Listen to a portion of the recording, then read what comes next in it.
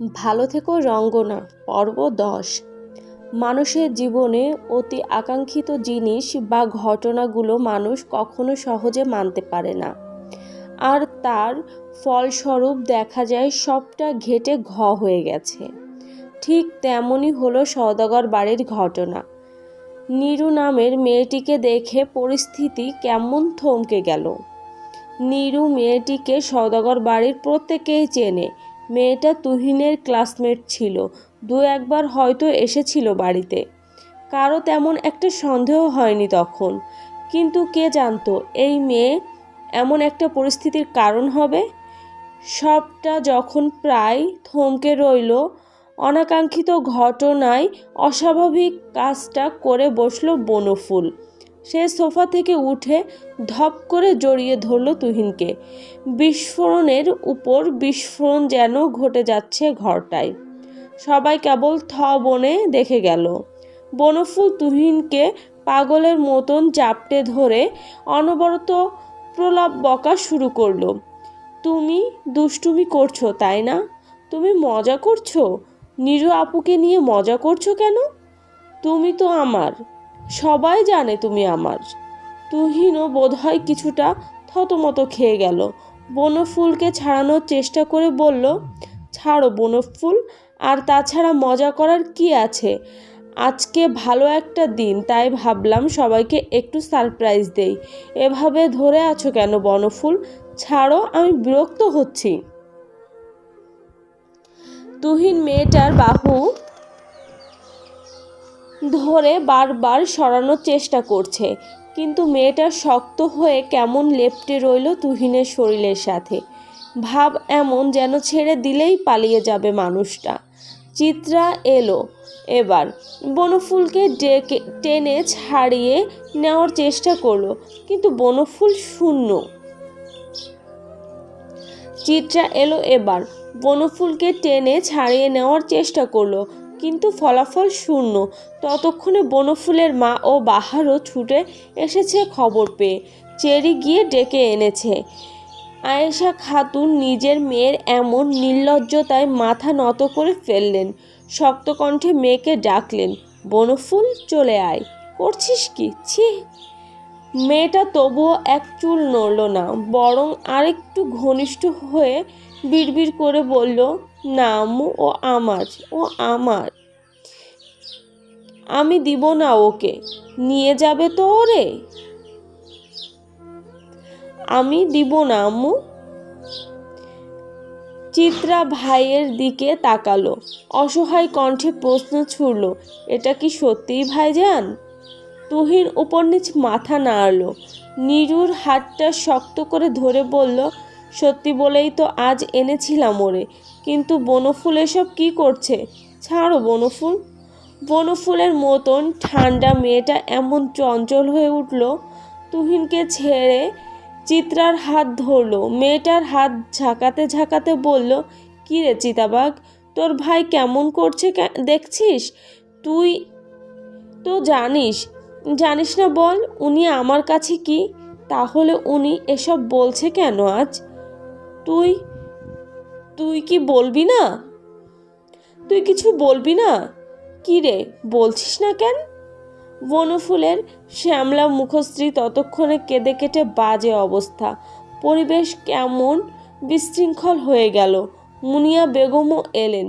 বনফুলের বাহু এক হাতে জড়িয়ে ধরে গম্ভীর কণ্ঠে বললেন, মা, তুমি এমন করছো কেন? কি সমস্যা বলো? এমন করো না, মানুষ খারাপ বলবে তো। বনফুল কেঁদে কেটে একাকার হলো। এবার তুহিনকে জাপটে ধরতে গেলে বেশ শক্ত করে একটা চড় পড়ে তার গালে। মুহূর্তেই হইচই এ পরিপূর্ণ পরিবেশটা আবার চরম গম্ভীরতায় নিমজ্জিত হলো। সুখের খামে কেমন করে যেন দুমুঠো বিষাদ নিয়ে এলো গোপন করে, যে বিষাদ হঠাৎ করেই বদলে দিতে যাচ্ছে কতগুলো মানুষ সম্পর্কের চিত্র। বনফুল হতভম্ব চোখে চড় দেওয়া মানুষটার দিকে তাকিয়ে রইল। তার হৃদয় মাঝে খোদাই করা গভীর বিশ্বাসে কে যেন তাচ্ছিল্যের আঁচড় কেটে গেল। কে যে বনফুলকে শুনিয়ে গেল ভাগ্যের নির্মমতার গল্প। বনফুল নিস্তব্ধ চোখে তাকিয়ে রইল তার চিরপরিচিত তুহিন ভাইয়ের অপরিচিত মুখমণ্ডলের দিকে। সদা কোমল মুখশ্রী আজ কেমন হিংস্র, কেমন বিরক্ত চুইয়ে পড়ছে তার শরীর ভেদ করে। এই তুহিনকে তো বনফুল চেনে না। এই তুহিন বড্ড অচেনা, বড্ড অপরিচিত।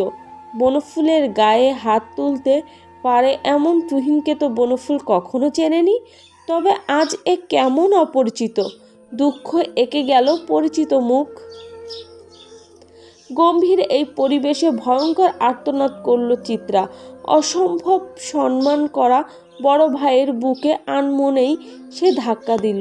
বেশ জোরে চিৎকার দিয়ে বলল, ভাইজান, তুমি বনফুলকে মারলে?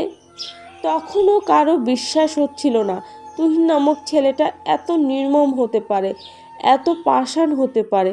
বোনের চিৎকার স্তম্ভিত ফিরে পেল ভাইজান। ফ্যালফ্যাল নয়নে বনফুলের দিকে তাকালো। অপরাধবোধ তখন তার শিরায় শিরায় শুরু করলো আন্দোলন।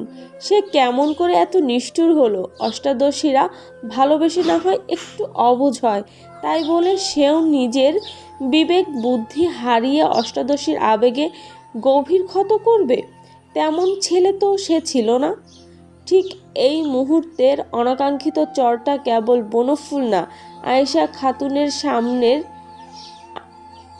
ঠিক এই মুহূর্তের অনাকাঙ্ক্ষিত চরটা কেবল বনফুল না, আয়েশা খাতুনের সম্মানের গায়েও যেন খুব গোপনে আঁচড় কেটেছে, যার ফলস্বরূপ ঠান্ডা আয়েশা খাতুন ক্ষুব্ধ হয়ে উঠলেন।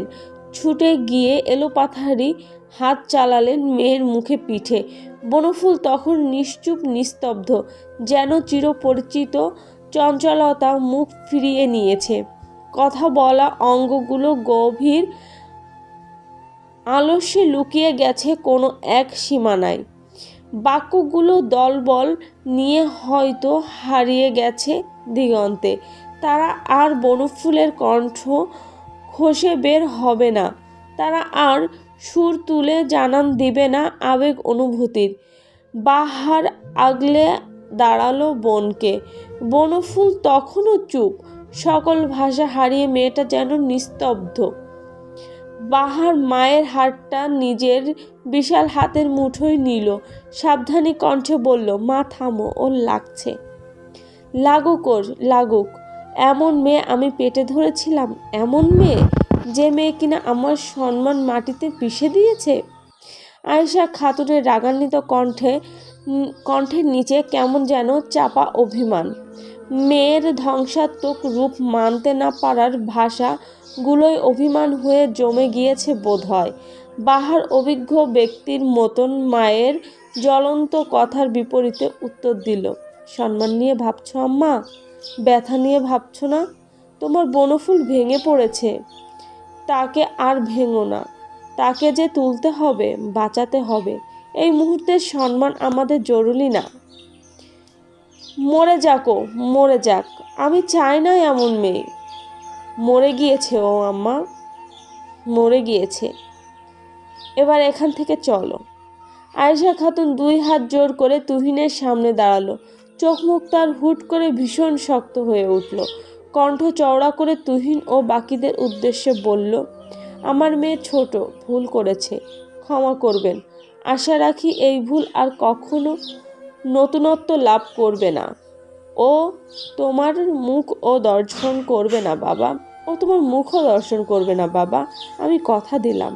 মুনিয়া বেগম এগিয়ে এলেন, মাথা নাড়িয়ে বললেন, ছি ছি ভাবি, ছোট মানুষ ভুল করেছে, এসব বলছেন কেন? বরং আমরা দুঃখিত তুহিনের আচরণে। আয়েশা খাতুন আর কথা বাড়ালেন না।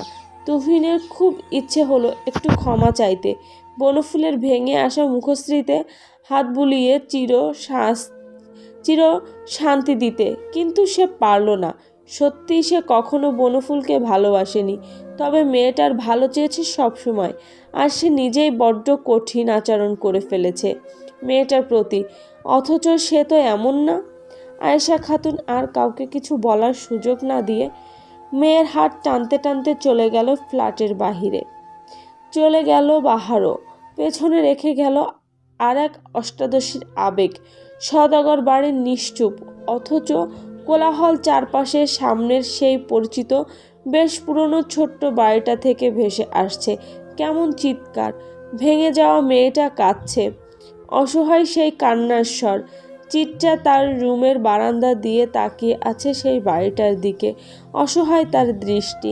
এমন ভেঙে যাওয়া দৃশ্য সে নিজ চোখে দেখল, অথচ জোড়া দেওয়ার ক্ষমতা তার নেই। এখন হয়তো বনফুল নামের ফুলের মতন মেয়েটা আর বারান্দা দিয়ে চিতাবাঘ বলে ডাকবে না। ফুল যে আজ চরম আঘাতে মূর্ছা গেছে। তুহিন নামক মানুষটা কোমল ফুলকে পিষে ফেলেছে পায়ের আঘাতে। এই ভয়ঙ্কর যন্ত্রণা সামলে উঠতে পারবে মেয়েটা? মেয়েটার উঠতে পারার ডানাগুলো আজ যেন কেউ ভেঙে ফেলেছে। আর উঠতে পারবে মেয়েটা? সন্ধ্যা হয়ে আসে, চিরপরিচিত অলিগলি আজ নিশ্চুপ হয়ে রইল। পাশের বাড়ির ছাদ থেকে অষ্টাদশীর খিলখিল হাসি ভেসে এলো না, চিলেকোঠা থেকে ভেসে এলো না সিগারেটের গন্ধ, গিটারের সুর। চিত্রা তাকিয়ে থাকতে থাকতে ঘুমিয়ে পড়ে। চোখ মেলে অনাকাঙ্ক্ষিত গাড়ির সুরে বারান্দায় গ্রিলে হেলে থাকার মাথাটা নাড়িয়ে থাকায় পথপানে। বারান্দায় গ্রিলে হেলে থাকা মাথাটা নাড়িয়ে তাকায় পথপানে। বাহার ভাইদের রংচটা বাড়ির কোল ঘেঁষে চলে যায় গাড়ি। তার রঙিন বাতি মেলে। অ্যাম্বুলেন্সের ভয়ঙ্কর শব্দে চিত্রার বুক কাঁপে। চিত্রার হৃদকম্পন আরেকটু বাড়িয়ে দিতে দৃষ্টিতে পড়ে বাহার ভাইদের কাঠের দরজায় বিরাট তালাখানি। ঘড়ির কাঁটার শব্দ তুলে জানান দেয় রাত প্রায় মধ্য। এত রাতে বাড়িটা খালি করে হসপিটালে কেন গেছে মানুষগুলো? অপ্রত্যাশিত ভাবনায় বুক কাঁপে চিত্রার। মেয়েটা ভুল করে বসেনি তো? চলবে। গল্পটা যদি ভালো লেগে থাকে অবশ্যই একটি লাইক দেবেন এবং এই গল্পের পরবর্তী পার্ট দেখার জন্য আমাদের চ্যানেলটিকে সাবস্ক্রাইব করে অবশ্যই আমাদের সাথে থাকবেন। ধন্যবাদ।